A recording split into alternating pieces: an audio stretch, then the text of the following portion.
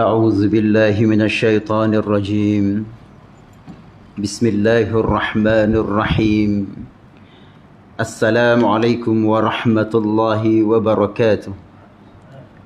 الحمد لله رب العالمين، والصلاة والسلام على سيد المرسلين سيدنا ونبينا محمد وعلى آله وصحبه أجمعين. سبحانك لا علم لنا إلا ما علمتنا إنك أنت العليم الحكيم، ولا حول ولا قوة إلا بالله العلي العظيم. رب اشرح لي صدري ويسر لي أمري واحلل عقدة من lisani yafqahu qawli, amma ba'd.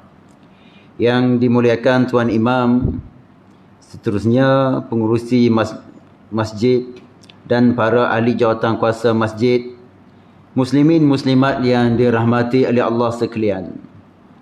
Bersyukur kepada Allah Subhanahu wa taala kerana pada malam yang berbahagia ini, malam yang mulia ini, dapat sekali lagi untuk kita meneruskan pembelajaran kita, iaitu mengenai kitab Hidayatus Sibyan. Masih lagi pada muka surat 3, iaitu kalau kita jawi pada baris yang ketiga daripada atas. Muslimin muslimat yang dirahmati oleh Allah sekalian, sebelum kita baca kitab kita pada malam ini, sedar tak sedar kita sekarang dah berada pada bulan yang mulia, iaitu bulan Rabiul Awal. Kita dah masuk malam ni dah 3 Rabiul Awal. Baru saja Safar. Dah masuk Rabiul Awal, makna putaran masa begitu cepat. Dan bulan ini adalah bulan antara bulan yang besar juga dalam Islam, kerana ada satu malam pada bulan Rabiul Awal, antara malam yang istimewa, iaitu malam kelahiran junjungan kita Muhammad sallallahu alaihi wasallam, iaitu pada 12 Rabiul Awal. Malam tersebut malam kelahiran dia pada masa itu antara adalah malam yang istimewa dalam Islam, selain pada malam Al-Qadar. Malam Jumaat itu antara malam-malam yang istimewa dalam Islam. Malam kelahiran Nabi juga adalah malam yang istimewa, yang disenaraikan 10 malam istimewa dalam Islam. Sebab dengan kelahiran Nabi Muhammad ini, dia mengeluarkan kita daripada kegelapan, kesesatan, kepada beriman kepada Allah Subhanahu wa taala. Jadi pada bulan ini, kalau kita lihat, berlaku peristiwa yang besar, iaitu kelahiran junjungan Nabi Muhammad sallallahu alaihi wasallam. Dan kalau kita tengok pada malam sebelum ini, bulan yang lepas, kita bicara tentang hijrah Nabi. Nabi keluar pada rumah yang pernah kita sebut malam 27 Safar, mana bulan lepas. 27 Safar Nabi keluar, dan Nabi berada di Gua Thur selama 3 malam. 3 malam Nabi berada di Gua Thur. Dan pada hari Isnin 1 Rabiul Awal, Nabi mula bergerak daripada Gua Thur menuju Yathrib, ataupun sekarang dikenali sebagai Madinatul Munawwarah, Madinah. Nabi keluar daripada rumah dia 27 Safar, itu pada malam Jumaat, menuju Gua Thur. Duduk situ 2-3 malam, itu 3 malam, dan berangkat menuju ke Madinah, iaitu pada 1 Rabiul Awal. Dan tiba di Madinah, Nabi berjalan selama 8 hari. Berjalan pada Isnin sampai di Quba juga pada hari Isnin, iaitu 8 Rabiul Awal. Dan Nabi menetap di Quba selama 4 hari. Dan pada hari Jumaat 12 Rabiul Awal, Nabi masuk ke Yathrib, ataupun dikenali sebagai Madinah, Masjid Nabi sekarang, pada 12 Rabiul Awal. Jadi bulan kita ini ada satu bulan yang penting. Sebab apa? Pada bulan ini Nabi tiba di Madinah 12 Rabiul Awal. Nabi lahir pun masyhur 12 Rabiul Awal. Nabi wafat pun 12 Rabiul Awal. Kita kena ingat sejarah ni. Kita kalau 14 Valentine ingat. Budak-budak sekarang ni kalau tanya Nabi lahir bila, tak tahu. Setengah-setengah lah. Tapi kalau Valentine tahu, sebab dia tengok TikTok semua kecil-kecil tahu. Kan? Christmas tahu bila? 25 Disember. Tanya bila Nabi lahir, tak tahu bila apa nama ni Nabi wafat, tak tahu. Sebab benda tu tidak dimainkan. Dia tengok TikTok semua dengan tarikh-tarikh yang bukan besar. Dalam Islam dia lebih mengenali tarikh yang bukan besar untuk bulan Islam. Ingat, itulah anak-anak kita kena ingatlah ini sejarah yang berlaku. Ni besar kita bulan Rabiul Awal. Dan bulan ini juga adalah bulan merdeka negara kita. 31 Ogos. Merdeka ni jangan kita pandang remeh. Dengan merdeka lah kita boleh berada tenang di dalam masjid. Saya boleh berada di depan, tuan-puan berada dalam masjid untuk mengadakan kuliah kerana kemerdekaan. Kalau kita tak merdeka, kalau kita dijajah, belum tentu kita dapat nikmat seperti hari ini. Belum tentu. Mungkin dilarang untuk mengajar, masjid hanya untuk sembahyang, tidak dibenarkan mengadakan kuliah dan sebagainya. Itu kalau dijajah. Tetapi kerana kita negara merdeka dan dipimpin negara kita pula negara Islam, maka kita boleh sebarkan Islam. Sebab itulah kalau kita tengok, kita sebut sikit, Tengku Abdul Rahman sebelum nak menetapkan tarikh merdeka, dia jumpa dengan Toki arwah Abdullah Badawi, nama Abdullah Fahim. Dia ni kelahiran Mekah. Orang kita dulu ramai lahir Mekah. Saya ada tok saudara seorang pun pergi Mekah tahun 1960-an lebih. Pergi umur 19, tak balik-balik. Sekarang dah meninggal. Masa saya pergi ke Mekah tahun 2000, kita tak pernah. Dia pergi ke Mekah, saya belum lahir lagi. 60-an. Bila saya pergi jumpa dia cerita tahun 60-an bagaimana kampung dia tinggalkan. Kata tak ada dah kampung yang dia bayangkan 60-an. Kata Malaysia sudah berubah tahun 2000. Jumpa dengan dia, saya tak kenal. Tapi kita masih berhubung. Orang kampung, mak kampung bagi nombor telefon. Saya sampai ke Mekah, saya telefon dia.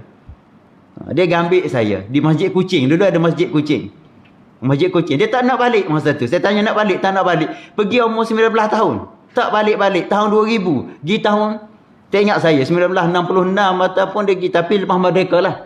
Dia pergi. Tak nak balik. Dia kata takut meninggal di Malaysia. Dia nak mati di Mekah juga. Orang kita dulu ramai pergi ke Mekah. Kita sekarang turun ke Mekah, doa banyak-banyak biar boleh balik. Orang dulu pergi tak nak balik. Kalau boleh nak mati di Mekah. Kita ni pergi, doa lah biar selamat pergi selamat balik. Tak ada berasa nak mati Mekah kan. Bimbang tinggal ni, rumah besar ni. Rumah besar, bini pun besar. Contoh. Contoh. Sayang, rumah 3 tahun baru buat. Pencen, 3 tahun baru buat rumah. Lepas tu boleh naik haji. Sayang duk fikir rumah ni. Cak tak hilang lagi baru. Pergi standard mikir lah, mungkin mati sana rumah baru duduk 3. Kita begitu kan. Orang dulu tak. Sebab zaman dulu kan susah. Dia tak ada berhajat kepada kebendaan ke apa. Dia pergi sana, kalau mati di Mekah pun dia kata, itulah dia reda. Dan bercita-cita untuk mati di Mekah. Orang dahulu. Orang dulu. Dia kata, Abdullah Fahim ni lahir di Mekah. Dan dia pilih untuk merdeka, dia itu 31 Ogos 1957 bersamaan 5 Safar 1377. 31 Ogos 1957 bersamaan dengan 5 Safar 1377 bulan Islam kita. Sebab apa dia kata memilih di situ? Sebab dia kata cukuplah kita dijajah selama 446 tahun kita dijajah. Dan sepenuh itu juga isyarat kepada nama untuk negara baru. Sebab dalam Islam kita ni, sebab Abdullah Fahim dikatakan dia orang alim, dia mufti Pulau Pinang. Dia kira pada masa tu masa sesuai adalah 31 Ogos 1957, 5 Safar. Dia kata sebab apa? Sebab dia mengikut ilmu falak, ilmu tengok pada bintang, tengok kepada bulan dan planet-planet lain. Waktu tu planet berada dalam keadaan sejajar. Bila sejajar menunjukkan itu adalah kebaikan, petanda kebaikan. Kalau tarikh tu dipilih, maka akan bawa kebaikan kepada negara baru untuk diwujudkan. Penjenamaan baru. Dia kata kalau tak boleh buat pada 31 Ogos 1957, kena tunggu 5 tahun lagi waktu yang sesuai, iaitu 31 Ogos 1962. Tengah-tengah tu dia kata tarikh tak berapa comel. Ni berdasarkan ilmu falak. Dia ada alim, tahu ilmu falak itu ilmu astronomi. Dia kata kurang comel. Dan dia melihat pada, sebab dalam kita tengok tradisi Islam kuno, Dia tengok pengiraan angka tahun. Dia boleh membawa kepada nilaian huruf. Jadi dia tengok angka, nilaian angka pada 1377, dia kata dia namakan am khair atana. Dia kata tahun yang membawa kebaikan kepada kita. Dia kata bila kira huruf tersebut, tahun membawa kebaikan. Mudah-mudahan dengan penjenamaan baru ni, negara kita dalam keadaan sejahtera. Tu antara dipilih. Kita orang dulu kan dia berdasarkan kerana ilmu falak lah. Orang alim falak dia tahulah. Falak. Dan juga bukan kata berpegang, ambil sempena. Bukan kita pakai mesti sini akan aman. Tidak. Tapi orang kita begitu. Tengok kalau petunjuk begini, begini. Kita tak boleh kata orang pegang akidah begini, tak boleh. Macam juga di kampung. Kalau di kampung saya dulu, cakap dengan orang kampung, kampung saya selalu banjir. Kita kata tak ada dah banjir. Dia kata ada lagi banjir. Sebab petanda dia tengok, pengalaman. Dia kata selagi rupuk ni tak naik, ada lagi banjir. Sebab saya duduk sempadan Thailand, banjir mari tu biasa. Dia kata kalau naik rupuk ni naik, keluar bunga, tak ada dah banjir. Kalau ada hujan pun hujan tak lebat. Kalau musim bulan 7, bulan 8, masa tu kita mukul padi. Tak ada lagi kita nak mesin. Dia tengok atas batas padi, dia kata tahun ni banjir besar. Petanda dia tengok rupuk, kita pun tak belajar. Petanda. Tapi benda tu bukan sebagai pegangan, tapi alamat untuk kita berhati-hati. Macam kita gini, bila keluar tengok gelap, itu petanda nak hujan. Kadang-kadang tak jadi hujan. Kan? Tak jadi hujan. Hujan ala-ala angin bawa pergi ke hulu, cerah semula. Kita tengok tadi gelap tutup. Itu sebagai petanda. Tapi roliknya bila gelap, jangan keluar main. Nak pergi ke mana-mana tak payah pergi. Sebab hari nak hujan. Itu petanda. Itu antara petanda. Bukan kata sebagai hakikat lah. Jadi kita sambung. Malam ni kata Syekh, qala Syekhul Muallifu rahimahullahu ta'ala wa nafa'ana Allahu bi'ulumihi fid darain. Dan bahawasanya hakikat makrifah itu, dan bahawasanya hakikat makrifah itu 3 perkara. Iaitu hakikat makrifah al-jazmu. Pertama iaitu dia kata 3. Yang pertama al-jazmu, al-mutabiqul lil haqqi. Yang kedua al-mutabiqul lil haqqi. Dan yang ketiga an-dalilin. Dan bahawasanya hakikat makrifah itu 3 perkara, iaitu 3 hakikat makrifah, 3 perkara. Pertama al-jazmu, yang kedua al-mutabiqu lil haqqi, dan yang ketiga an-dalilin. Kalau kita belajar kata guru pondok dia tak mati. Sebenarnya an-dalil dia baca gitu kan. Kalau kita ngaji pondok tok guru dia alim ilmu nahwu sarah, dan setiap huruf dia tak mati. Kalau saya matilah sebab tak mahir mana.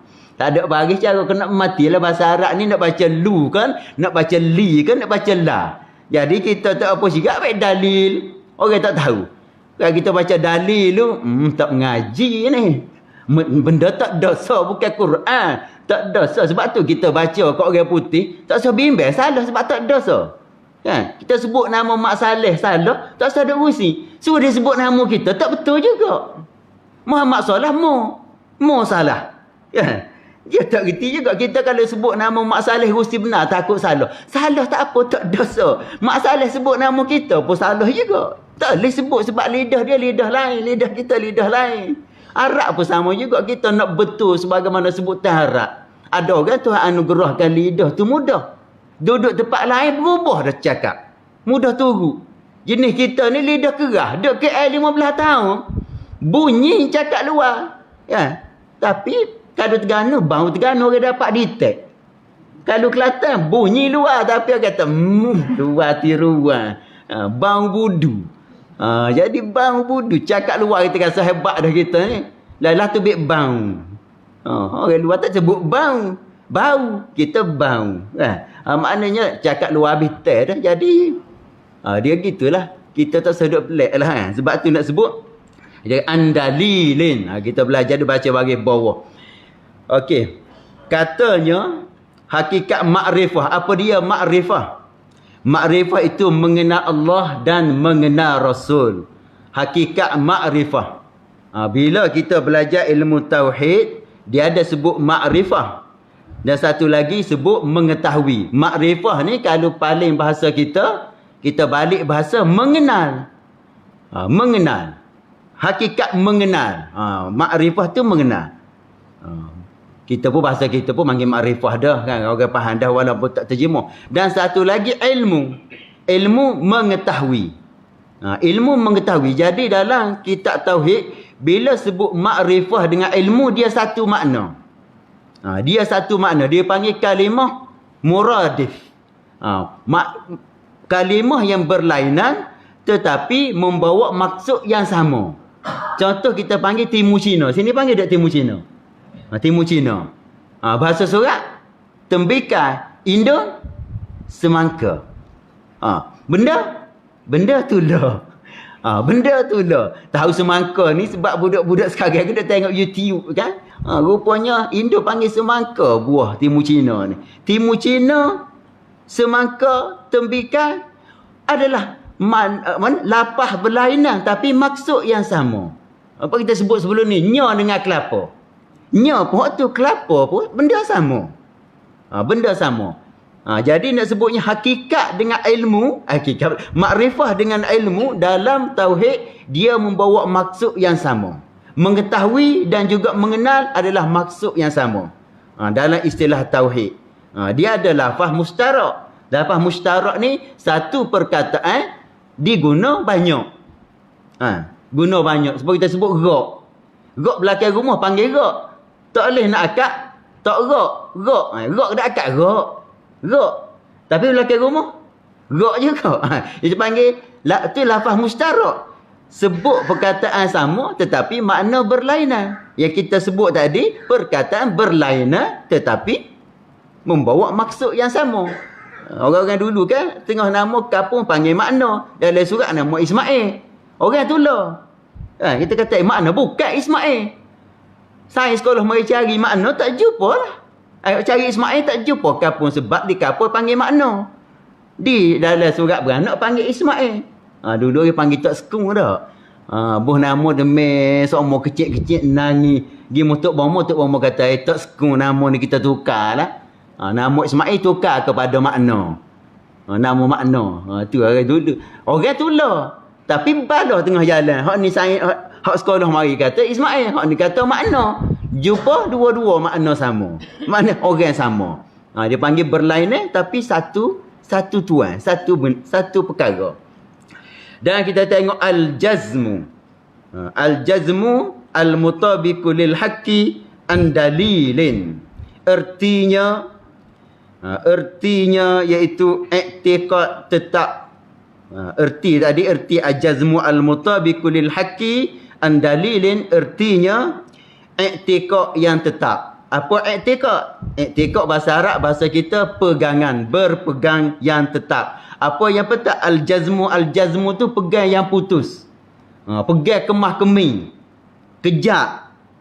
Kalau Kelantan panggil kemah keming, rapat jik tak gogek. Kemah keming, rapat jik, saya tak tahulah guna ke tak. Rapat jik tak gogek. Tu maknanya kemah sungguh tu. Kemah keming. Maknanya erti i'tiqad yang tetap, yang putus. Yang putus. Maknanya yang putus macam mana? Pegang ni tak berubah dah. Kita pegang Tuhan ada. Mari hogeh setara mana tak gogek dah. Kata Tuhan tak ada. Orang ni kata Tuhan tak ada. Sebab kita pegang ni, kita orang Islam pegang Tuhan tu ada. Kalau orang kata tak ada, tak gogek ni pegang yang putus. Jadi akidah ni kita nak pegang. Jadi benda-benda ni kita nak makrifah satu benda, kita pegang yang putus. Pegang tak gogek. Lepas tu satu lagi dia nak yang kedua, al-mutabiqu lil haqqi. Tak habis lagi yang tadi. Iaitu artinya i'tiqad yang tetap, i'tiqad yang putus, pegang kemah keming. Tak gogek dah. Tiada berubah dan tiada syak. Bila kita pegang kemah, kita tak akan berubah. Tak akan berubah. Bila kita pegang tudung dia putih, orang kata dak aku nampak hitam, dak putih. Kita pegang, mari kata hitam, mari kata kelabu, dak putih. Kita pegang ni pegang hak rapat jik. Maknanya pegang hak putus, bermakna tak akan berubah. Dan kita tak syak. Marilah nak ganggu tak syak. Sebagaimana kita orang Islam sekarang, kita pegang Tuhan tu ada.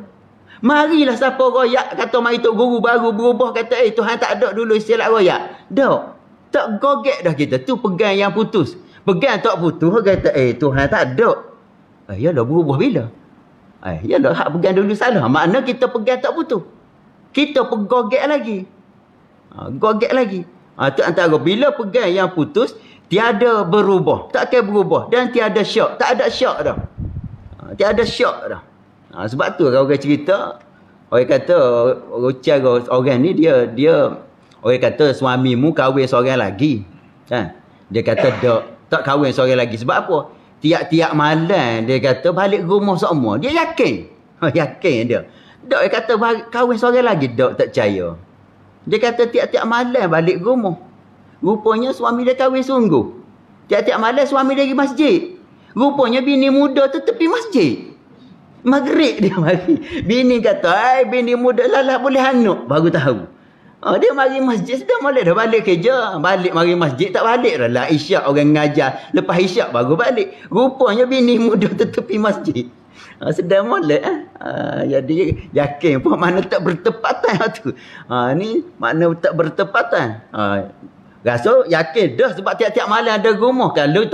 Kalau kata kerek tak balik mungkin syok juga suami takut ada bini lain kan. Pegang kemas dah tapi tak bertepatan. Ingat ke tak kahwin sungguh apa bini tepi masjid. Nak kata gua mana? Ni dak. Mengetahui perkara sebenar ni dia putus tahu dan mutabiqul haqi apa dia? Yang muwafaqah. Muwafaqah ni yang bertepatan bagi yang sebenar. Jadi nak tahu antara makrifah ni pertama kena yakin. Yang kedua kena bertepatan dengan perkara sebenar. Kalau tak bertepatan orang tak panggil benda tu makrifah. Tak kenal lagi. Kita kata lembu. Kenal lembu. Lagu mana lembu? Ada kaki dua. Bila dia kaki dua bertepatan dengan lembu sebenar. Tak bertepatan. Bila tak bertepatan dia tak ada ilmu lagi. Ilmu ni benda yang bertepatan dengan sebenar. Tu pertama al-jazmu. Apa jazmu? Putus pegang sebulak di hati tak gogek dah. Yang kedua al-mutabiqu bil haqq, al-mutabiqu lil haqqi. Yang kedua iaitu bertepatan ataupun yang muwafaqah bagi yang sebenarnya. Yang sebenarnya erti yang sebenar tu diri perkara. Dia panggil erti yang sebenar, erti yang sebenar iaitu bagi diri perkara. Bahasa Arab ni dia panggil diri perkara waqi' ataupun dia panggil juga nafsul amri. Makna dia bertepatan dengan perkara hak betul. Ya betul. Yang ia i'tiqad akan dia, yang dia pegang yang bertepatan tersebut. Tahu pegang kemah kemih dan benda tu adalah betul sungguh. Tu andalilin dan dia kena ada dalil. Tak ada dalil tak panggil makrifah juga. Nak kenal ni sebab tu kita belajar ilmu tauhid ni. Ilmu tauhid ni pertama sekali kita yakin adanya Allah Subhanahu Wa Taala dan kita yakin Allah Taala Allah itu saja yang disembah dan kita kena tahu dalil. Apa dia dalil? Dalil kita belajar dalam ilmu tauhid. Dalil dia ijmali. Apa dia? Boleh pakai dalil yang umum. Adapun kita belajar sifat 20 itu kita kena tahu secara tafsili. Kita pegang sifat yang sempurna bagi Allah banyak, tidak terhitung. Setiap sifat yang sempurna bagi Allah itu adalah sifat Allah. Kita pegang berapa? Wallahualam, hanya Allah saja yang tahu. Segala sifat yang sempurna bagi Allah itulah sifat Allah. Itu kita pegang secara umum. Cara umum kita pegang mana-mana sifat yang sempurna bagi Allah, itulah sifat Allah. Itu secara umum. Tapi ulama kata nak lepas fardu ain, ni dah kita belajar sifat 20. Sifat 20 ni atas jalan masyhur, kita ulang. Sifat 20 ni atas jalan masyhur. Apa masyhur? Ini atas jalan Abu Mas'ud Al-Maturidi. Dia kata 20 sifat. Kena tahu 20 sifat ni baru lepas kita fardu ain. Kena tahu macam mana? Kena tahu secara tafsir. Apa dia tafsir? Tahu satu-satu. Kalau tak tahu satu-satu tak boleh beza lagi, tak lepas lagi fardu ain. Masyhur. Tapi pandangan muktamad adalah atas jalan Abul Hasan Al-Asy'ari, iaitu 13 sifat sahaja. Dia tak bilang sifat maknawiyah. Sebab apa? Maknawiyah dengan sifat ma'ani itu benda sama. Jadi 13 sifat, kita belajar wujud, dia panggil, kita akan sebut lepas ni, akan bawah nanti, sifat wujud, itu sifat nafsiyah. Lepas tu kita akan belajar 5 sifat salbiyah. Qidam, baqa', mukhalafatuhu ta'ala lil hawadith, qiyamu bin nafsi, wahdaniyah. Itu sifat salbiyah. Apa salbiyah? Sifat tertuduk di Tuhan. Salbi-salbinya panggil ternafi. Salbiyah ni dengan makna insilak bahasa Arab. Insilak ni maksudnya ternafi. Bukan nafi, ternafi. Ternafi Allah ada mula. Bukan menafi Allah ada mula. Kalau menafi, benda ni, kita ada isteri. Lepas tu kita nafi, tak ada isteri. Sekarang tak ada isteri. Makna, asal ada kita nafi, sekarang tu baru tak ada. Itu panggil nafi. Kalau ternafi, dia ternafi ada isteri. Makna dia tak ada isteri daripada mula lagi. Tak pernah kahwin. Itu panggil ternafi.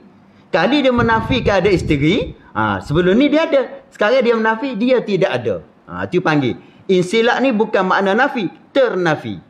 Allah ni ternafi, tak ada mula. Tak ada mula. Dan ternafi. Tidak ada kesudahan. Allah tak ada sudah. Itu panggil 5. Dan capur 7 sifat ma'ani. Sifat ma'ani. Sifat ma'ani 7. Apa ma'ani? Sifat yang ada. Sifat ma'ani ni sifat yang ada. Bermula mana? Kudrat, iradah, ilmu, hayat, samuk, basar, kalam. 7 tu, sifat ni sifat yang ada. Apa maksud sifat ada? Kalau Tuhan buka hijab, nampak kudrat Allah tu macam mana. Tu sifat yang ada. Adapun sifat salbiyah, kita baca tadi, qidam, baqa', mukhalafatuhu ta'ala lil hawadith, qiyamu bin nafsi, wahdaniyah, itu sifat yang tidak ada. Tidak ada. Kita akan masuk tajuk kita nanti. Sifat ada. Kita kata, botol ni ada. Tak boleh masuk lagi, masuk tajuk. Botol ni ada. Ada tak ada ke tak? Ada tak ada ke tak? Tu pening sikit ada. Botol ni ada, maujud botol. Ada tak ada ke tak? Ada tak ada? Sudah. Ada tu tak ada. Ambil ada. Tak boleh ambil ada. Ambil apa dia? Ambil botol. Ada tu reti. Selagi botol tu wujud, ada tu ada sekali. Kalau botol tak ada tak ada ke tak? Ada pun tak ada. Sudah pening ngaji lagu ni tak? Hak tu ngaji tauhid. Ngaji tauhid. Ada tu tak ada tu reti. Kita kata botol ni panjang. Panjang ada ke tak? Panjang tak ada. Panjang tu reti je. Kita kata dia panjang sebab dia hak lain pendek. Terus mari hak lain panjang. Panjang lagi dia. Tak ada. Panjang tu tak ada. Sudah kerja tak? Biar dulu. Dia pening ngaji gini. Tauhid tu sebab tu. Dia pening sikit nak ngajuk ke apa nama gini. Tak apalah kita ngaji sikit-sikit setakat mampu. Setakat mampu kita ngaji. Bukan kata pandai sangat nak hurah. Setakat mampu sikit-sikit boleh lah. Ilmu ni luas. Jadi kita sebut dikataan dalilin. Dalil umum. Dalil apa dia? Dalil ada makhluk ni. Makhluk ni belaka. Ada Tuhan dalil, ada makhluk ni. Sedia Tuhan, makhluk ni, ada makhluk ni. Bakak Tuhan, ada makhluk ni. Jadi, dalil tu pada ada makhluk ni. Ada Tuhan, ada makhluk ni. Kalau tak ada Tuhan, makhluk ada ke tak? Tak ada. Tu. Maknanya, dalil kita boleh pegang dalil umum saja. Ada makhluk ni. Lepas ada fardu ain. Kalau nak dalil sesuai lagi, kita orang ngaji, dalil tu ada, Qul huwallahu ahad. Katakanlah Allah itu Esa. Esa tu ada lah. Macam kita tanya orang. Ayah ada? Ayah tidur. Tidur tu menandakan apa? Ada ke tak ada? Ada. Tak jawab. Tak jawab ada. Ayah ada ke? Ayah tidur. Balik ayah tak ada. Adakah kata gitu? Kita pergi rumah orang nak cari ayah dia. Kita kata nak tanya ayah ada tak? Ayah makan nasi dapur. Balik tak ada. Gitu. Makna ada dah tu. Faham tak? Kata kat Allah test. Allah tak ada. Ya mari boleh faham. Kalau kata ayah tak ada. Ayah pergi tidur surga. Apa tak ada atas rumah? Ada duduk surga. Bukan tak ada. Kalau belajar. Ada benda ada tapi tak ada. Sudah. Ada tapi tak ada. Rambut pada orang botak. Benda ada. Rambut tu benda ada ke benda tak ada? Rambut benda ada. Tapi dari botak ada tak rambut? Tak ada. Hak tu panggil maujud makdum. Ada tapi tak ada. Pening dah. Payah juga dah. Payah juga dah. Benda ada tapi tak ada. Rambut tu benda ada bukan benda tak ada. Ada. Tapi dia orang botak ada tak rambut? Tak ada. Tapi rambut tu benda ada ke benda tak ada? Ada. Cuma tak ada di kepala orang botak. Maaf lah kalau ada botak sini. Bukan nak tuju pada tu apa. Bagi contoh. Orang kata ustaz mai gelar kat aku malam ni. Ada bukan nak gelar. Gitu. Tapi kalau anak bagi orang mandu ada ke tak ada? Tak ada. Kita tak ada anak tapi ada seorang. Orang mandu ada anak. Mandu tu tak ada anak. Hak tu tak ada sungguh. Ni kalau rambut tu apalah botak asalnya rambut tu ada. Orang mandi tak ada anak kan. Habis itu. Kita masuk lagi. Jadi inilah kita kata hakikat makrifah. Dia mari mana ni? Dia panggil dah bahawasanya ni kalau kita tengok kitab kita dulu mari mana? Dia mari daripada muka surat pertama lagi dan bahawasanya tu dia mari pada muqaddimatun fil iman wal Islam atas mula-mula. Daripada mula dia kata ketahuilah olehmu bahawasanya. Bila kita Arab dia panggil ketahui olehmu, di situ hendaklah kamu belajar siapa reti. I'lam dari kita ni, i'lam belajarlah siapa reti. Ketahuilah olehmu iaitu belajarlah, wajib belajar siapa reti oleh kamu bahawa iman itu pada syarak iaitu tasdik hati. Dia mari dia bawah dia sikit dan ketahuilah olehmu bahawasanya makna Islam pada syarak itu menjunjung. Dia mari cerita umbi dia mari denu lagi. Ni panggil bahasa Arab panggil ataf. Dia bukan mari kita belajar malam ni apa dia? Dan bahawasanya hakikat makrifah. Nak sebutnya dan ketahui olehmu. Mana kena belajar dan hingga reti. Wajib belajar hingga reti bahawa makrifah itu 3 perkara. Iaitu pertama al-jazmu, yang kedua al-mutabiqu lil haqqi, yang ketiga an-dalilin. Yang mari umbi dia denung lagi. Makna kena tahu nak belajar. Dan kita belajar ilmu tauhid ni wajib ke tak belajar. Kita nak sebenar ilmu syarak, hukum syarak, bukan hukum. Kita belajar ilmu tauhid, ilmu sifat 20 ni kita belajar hukum akal. Hukum akal ni dipanggil tangga untuk hukum syarak. Tangga untuk hukum syarak. Jadi dengan belajar hukum akal dapat kita faham hukum syarak, maka belajar hukum akal tu wajib. Tapi kalau kita pegang dah faham dah syarak, kita tak belajar tauhid tak ada masalah lah. Kita nak pegang ni tangga untuk pegang tu kita belajar hukum akal. Hukum akal tu panggil tangga untuk hukum syarak. Apa dia hukum akal? Kita kata gini. Kita pernah sebut sebelum ni, hukum akal ni contohnya Tuhan wajib ada. Hukum kata Tuhan wajib ada. Sebab apa? Sebab ada lain. Kita pegang Tuhan mesti ada. Kita pegang tu hukum syarak. Akal kata sebab ada Allah ni kokok mana pada akal mesti ada pencipta iaitu Tuhan. Bila kita kata Tuhan pada akal mesti ada, kita pegang Tuhan wajib ada. Pegang. Lepas tu pula akal kata mustahil Tuhan ni bersifat dengan sifat kekurangan. Kalau Tuhan tu sifat kekurangan, dia kurang, macam mana nak buat Allah yang luar biasa dengan planet, dengan semua makhluk ada, dengan binatang yang seni besar dan sebagainya. Kita berpegang Tuhan, mustahil Tuhan bersifat dengan sifat kekurangan. Jadi kita pegang maha suci Allah daripada sifat kekurangan. Hak pegang tu hukum syarak. Jadi kita bahas hukum akal untuk kemah syarak, untuk faham syarak, kita nak sebenar syarak. Jadi bila dengan hukum akal tadi baru boleh faham syarak, belajar hukum akal tadi wajib. Dia panggil lil wasail hukmul maqasid. Bagi wasail tangga tu dia tengok. Kalau tangga tu boleh buat benda kepada maksud, kalau maksud tu wajib, tangga tu wajib juga. Contoh kita kata bekerja. Kerja tak wajib. Kau wajib kerja? Kerja tak wajib. Kalau kerja wajib, dosa habis orang peceng. Kerajaan dosa orang berhenti. Sebab apa? Dosa dah kerajaan. Sebab apa? Kerja molek-molek berhenti. Kalau kerja wajib, hak wajib beri nafkah. Faham tak?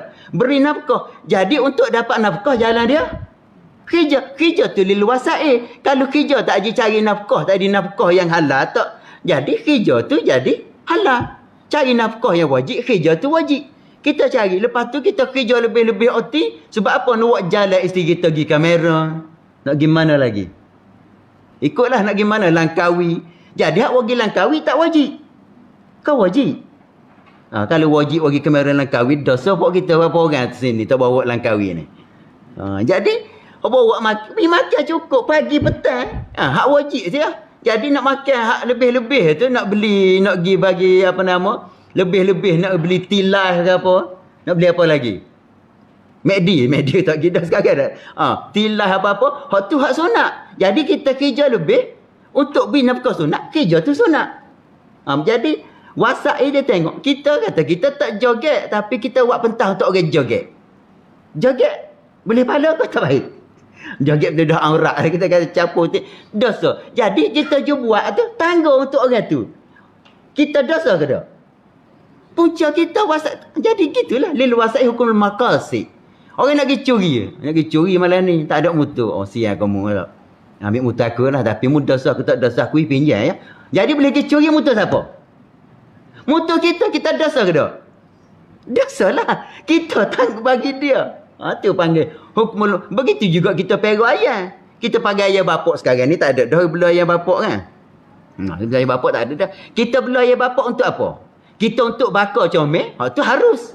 Kita bela ayah bapak, kita nak makan. Itu harus. Kita bela ayah bapak, kita taruh kerana kita nak belaga.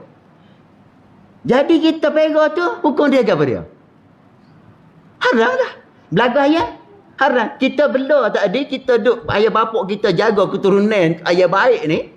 Ayah baik ni kita kata turunlah keturunan dia ni, gilah ambil ibu mana-mana, nak jaga keturunan ni. Sebab apa? Nak lahirkan ayah laga yang baik. Jadi bela tu apa dia tujuan? Belaga. Laga tak baik. Bela. Lil wasail. Hukum bela tu dah sedar. Tengok atas tujuan. Tu tengok atas tujuan. Itulah kita belajar ni. Sebab itulah belajar tauhid ni dia pening sikit. Bahasa dia dah kita nak sampai ke fiqh banyak lagi ni. Nak sampai ke fiqh. Jadi dia kata ertinya etikad tetap, mana putus. Pegang putus. Dan tak berubah. Sebab tu kalau kita belajar ilmu tauhid ni, kalau kita tengok dia dalam kitab kita ni dia tak sebut. Kalau belajar kitab lain dia sebut juga. Kita belajar untuk pegang tauhid, dia pergi juga syarat-syarat batal akidah. Macam kita belajar sembahyang lah kan. Belajar sembahyang adalah antara syarat sembahyang menghadap kiblat kan. Tapi dia bahas juga perkara yang membatalkan sembahyang. Patutnya tak payah sebut dah perkara membatal hadap kiblat. Kalau tak ada batal. Tapi nak royak tak padan belajar syarat saja. Kena ajar juga hak batal. Kan? Kita kata syarat sembahyang mesti menutup aurat. Kita belajar juga perkara yang membatalkan sembahyang terdedah aurat. Tengah-tengah duduk sembahyang, anak kecil lagi, anak kita 3-4 tahun tengah nakal. Kita seorang pelaki tak apalah aurat kita sikit. Orang puan. Tengah-tengah duduk sujud, anak pun selok kain. Nampak kaki. Batal ke duduk semayang? Batal. Kita duduk semayang. Anak kita tengah duduk buah 3-4 tahun. Kita tak tepi. Dia pergi selok kain kita. Kain kita pun dalam bukan panjang sangat. Anak selok nampak kaki. Pada yang muktamad, walaupun tutup dengan segera, batal semayang. Walaupun tutup selalu, batal. Adapun kita bela kucing. Kucing kita niku. Sini panggil tak niku? Panggil? Nikus sekarang ni. Tak nikus mana dah, kucing takut ke tikus sekarang. Kucing pula. Tikus takut. Dah tikus besar pada kucing. Kucing sekarang ni relax dah. Tak ada tugas mana dah. Bela tu untuk main. Bukan untuk kejar tikus. Takut ke tikus sampai moden sekarang ni. Jadi balik. Jadi kucing pergi cakap-cakap nampak ibu kaki. Orang puan. Batal. Muktamad kita batal. Hak tak batal ni, buka dengan tutup segera, buka kerana angin. Angin mari selok kain, tutup segera. Hak tu tak batal. Sebab tu kita belajar tadi semayang, syarat semayang begini. Kita belajar juga syarat membatalkan semayang. Kali ikutnya, tak payah belajar lah hak batal. Dah tutup aurat, buka aurat. Tahu dah, tapi dok kena terang lagi. Ni kata ustaz, kalau kata semayang kena menghadap kiblat lah mari tanya. Saya kemarin tukar kiblat, sah ke tak? Tak payah tanya dah menghadap kiblat kali ikut kena huraf pula. Kena uyakan syarat membatalkan semaya tidak menghadap kiblat tu. Sebab kita belajar pertama sekali syarat untuk sah semaya hadap kiblat. Kena belajar juga syarat yang membatal semaya. Padahal kali ikutnya tak payah belajar benda yang sama ya. Lawan dia kan. Itulah lawan dia kan. Kalau ni sah, hak tu tak sah lawan dia. Begitu juga kita belajar hari ni. Kita belajar tauhid dan kita tengok bagaimana ilmu tauhid syaratnya beriman gini dan bagaimana perkara yang membatalkan iman. Dan kita kata syarat Islam. Bagaimana syarat membatalkan Islam? Kita belajar juga perkara yang membatalkan Islam. Itulah kata kita belajar malam ni iaitu nak tahu perkara tadi. Makrifah ni kita ulang balik, dia kena ada 3 perkara. Senang ni al-jazmu al-mutabiqu lil haqi an dalilin. Boleh hak tu tak apa dah malam ni. Belik dah orang tua nak ngapa ni. Kita pun tak pernah ngaji bahasa Arab contoh, payah juga dah. Jadi al-jazmu tu maknanya putus. Yang kedua al-mutabiqu lil haqi, menepati perkara sebenar. Pegang kemah-kemi, betul benda tu kita pegang, benda betul. Dan andalilin, ada dalil. Itulah panggil hakikat makrifah. Kalau tak ada 3 ni, tak panggil hakikat makrifah. Tak ada 3 perkara ni, tidak panggil hakikat makrifah. Tauhid nak kepada yakin. Adapun fiqh dia tak nak kepada yakin, memadai zan. Kita tadi berdasarkan kita tengok apa? Tengok kalender. Kalender tu zan. Nak tahu yakin kena tubik luar. Tubik luar sopak merah habis. Baru kata tubik laban. Tu baru yakin. Nak tengok subuh karya kena pergi tepi laut tengok. Tubik fajar sodik ke tak? Nampak fajar sodik, masuk dah subuh. Kita tak mari tengok surau, pukul 5 sekarang, pukul 5:50 lebih contohnya. Tengok, itu zon. Bagi fiqh, zon tu dah dipanggil mengetahui. Adapun dalam tauhid, tak boleh. Kena pegang 100%. Kita kata, Tuhan buat belaka 100%. Yo, kau tak kira Tuhan belaka letih Tuhan. Takut 1% dah. Dia kita sendiri. Hak tu 1% ataupun 0.001.